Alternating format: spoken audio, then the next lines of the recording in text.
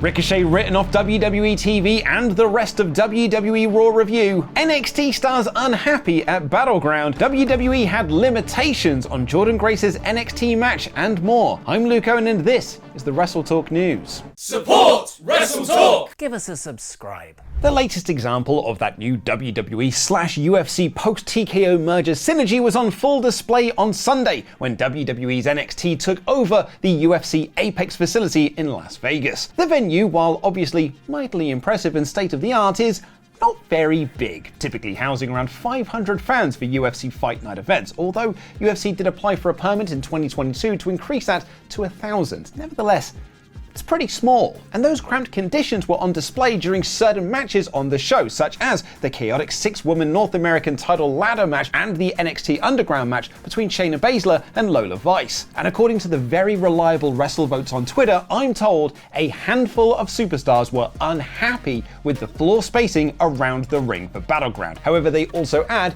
thankfully, nothing came of it. Someone who did have some positive words to say regarding the Apex, however, was TNA Knockout champion Jordynne Grace, who, whilst catching up with Fightful's Sean Ross Sapp post-Battleground, revealed that the Apex gym facilities allowed her to get a proper pump-on before hitting the ring.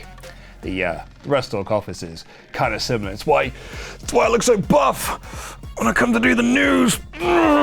Despite being happy with that, Grace did think she could have done better at Battleground as a whole, saying that WWE fans haven't properly witnessed what she can do yet. She also revealed that there were some limitations placed upon her by WWE themselves, namely no pile drivers. Grace said that only certain people can do that move in WWE and joked that they don't know me like that yet and she'd just have to get some more of that credibility under her belt first. Discussing the future of the WWE and TNA relationship, Grace was asked specifically about Against All Odds this Friday and her open challenge potentially being answered by WWE talent, which many fans expect. Grace admitted that she is hoping for this to happen, but dismissed the idea that her performance would be the most important for the chances of WWE and TNA's working relationship continuing, saying that she thinks she did well enough at Battleground for that to happen anyway. Finishing up the news portion of today's episode, and we have some unfortunate news regarding FTR's Dax Harwood, who took to Twitter to announce that he is set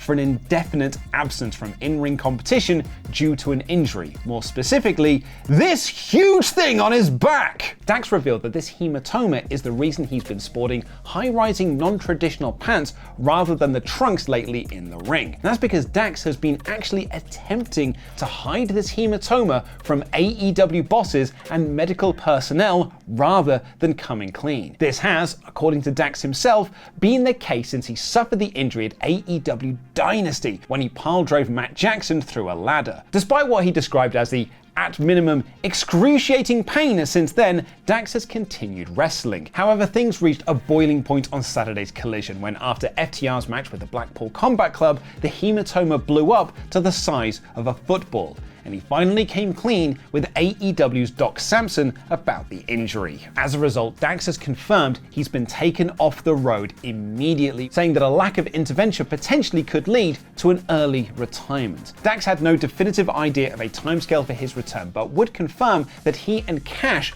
would be gone from TV, not just him. WrestleTalk wishes Dax all the best and a healthy and safe recovery. Before we get into the Raw review though, here's a clip from our most recent WrestleTalk original where we relived the episode of Raw where WWE lost its mind. August 3rd, 2020. A fateful night in history where, on a superficially ordinary episode of WWE RAW, a strange truth was revealed. WWE had lost its mind. For this was no ordinary episode of television. This was a special edition packed to the brim with baffling booking, detrimental decision-making, and raw underground. So I gathered groups of unsuspecting victims and rejoiced in their incomprehension of this incomprehensible TV show. It was my form of retribution. Whoa, what's going on here? Why are there sexy ladies? Bang, bang, bang, bang, bang, bang, bang. Why do they cut to the sexy ladies so much? Oh no, it's the strippers! Hey! Someone's gonna get sacked here. Join me as we get to enjoy together the Raw where WWE lost its mind.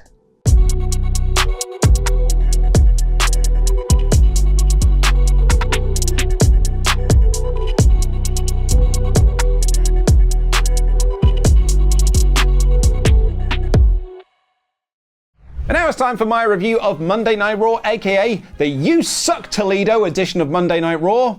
In about 5 minutes. Make some noise, will ya? Drew McIntyre opened the show to talk about his World Championship match this coming Saturday, which brought out Damian Priest, who got the what treatment from this Toledo crowd. I want to make a petition to ban that chant forevermore. They set up a match for this episode of Raw between Drew and Finn Balor, where if McIntyre won, Judgment Day would be banned from ringside. But there were bigger issues for Judgment Day to deal with, as Liv Morgan left Dominic Mysterio her hotel room keycard, and the boys just didn't know what to do with it. Apart from Finn Balor, of course, because he put it in his pocket. More on that in a bit. Lyra Valkyria and Io Sky had a great match with very little crowd reaction, which was not unique to this bout, and Lyra had the match won with the Nightwing before Dakota Kai broke it up basically right in front of the referee. Lyra managed to get her knees up on the over the moonsault, but Sky rolled her up with a handful of hair for the win. Damage Control continued the beatdown after the match, and the Party Girls ran down for the save. Later in the show, Dakota Kai and Kairi Sane were trying to calm Sky down, but she screamed because, well, I guess she just felt like Shirt. So my suggestion to Damage Control is to keep your distance, because right now Sky's dangerous. I mean, you get it, right? We've all felt like Shirt and been treated like Shirt, isn't that right, ladies and gentlemen? All these mother fluffers, they just want to step up. I mean, let's just hope that Sky doesn't pack a chainsaw and skin Monday Night Raw, because if her day keeps going this way, she might break someone else's face tonight. I'm seeing Limp Bizkit this Saturday, so that should all get it out of my system, and this won't be a recurring joke for much longer. And perhaps the best acted backstage segment of the night, Sami Zayn apologized to Akira Tozawa and Maxine Dupree for bumping into them last week, and Otis trying to apologize for Sami for laying him out. Sami again pleaded with Otis to leave the group, but the big man told him that Chad Gable was there for him during all of his lowest ebbs, losing Money in the Bank, losing Mandy Rose, losing Tucker, and without Chad Gable, he is nothing. We'll have more on that in a bit. Qualifying matches for Money in the Bank will start next week, with both Ludwig Kaiser and Sheamus announcing their intentions of going into the match, and the LWO teamed with Braun Strowman to beat the Judgment Day in a match that had zero heat, apart from, oddly, Braun Strowman, who got a massive pop. Honestly, it's actually hard to describe how big this pop was. I mean, it's huge. It's big. Oh yeah, I suppose that is actually quite a good way to describe it. Thanks, Brutus Creed. That's really helpful. And that wasn't the only big thing in the match, because there was also big drama. Liv Morgan came out and distracted Dominic Mysterio, and in the process got bumped off the apron by Zelina Vega, and she landed on top of Dom and began to grind on him like Alexa Bliss did to Randy Orton that one time that got his wife real mad. Vega and Liv brawled, so I guess that's Morgan's first challenger for her World Championship, and Braun finally got tagged in for that aforementioned pop and helped Dragon Lee get the win. Big house show energy to this match. Sami Zayn beat Otis in a match that did not do a lot for him as Intercontinental Champion, as he got dominated for the entire match, only hit one move, which was his finish, and only hit that because Chad Gable distracted Otis. Not sure this is the best way to build your IC champ, but what do I know? Chad ordered Otis to hit Sami, but once again couldn't pull the trigger. But then he did, laying Zayn out once again. Chad tried to celebrate with Otis, but it looked like he was going to beat up Master Gable too before he decided to leave. This Toledo crowd were terrible all night, but man, they were alive for this story. Otis was mega over here. When Otis finally turns on Gable, it is going to be a monster pop. I'm honestly not even sure how to describe how big the pop is going to be. I mean, it's huge. It's big. I mean, yeah, I guess so, Brutus, but we kind of already said that for Braun's pop. It's like, is there anything we can compare it to? It's bigger than Bailey and Nia Jax's booty. Brutus, it's 2024, man. I don't think you can say that. Whoa, chill. Look, I'm just looking out for you, buddy. Like, I don't want you to get cancelled. Hopefully I don't taste like booty. You're hoping that the pop for Otis turning on Gable tastes better than Bailey's butt. Are you all right? Are you, Julius? Can you check on your boy? Is he okay? I know. Very exciting. What's wrong with these guys? The Unholy Union finally got a match on Raw, which is good because they're challenging for the tag belts this Saturday and haven't won a match on Raw or SmackDown since May. of last year. And then they lost to Shayna Baszler and Zoe Stark in 2.5 minutes. Not sure that's what I do to get this team over ahead of a big title match in front of their hometown crowd, but what do I know? I just pretended to have a conversation with Brutus Creed. The best thing on the show, by far, was Ilya Dragunov and Bron Breakker beating the tar out of each other in a super physical match. Both men sold these beatings in different and unique ways, which put both of them over. And in the end, it was Bron who got the win after his third spear. An awesome match, and one that you should go out of your way to see. Bron set up to attack Ilya after the match, but Ricochet made the save. So, typical dirt sheets, am I right? Always getting reports wrong. They said that Ricochet was going to be written off on this show. PW Insider and Fightful are in the mud, am I right? Sean Ross Sapp once again proving he's an absolute clown. Oh,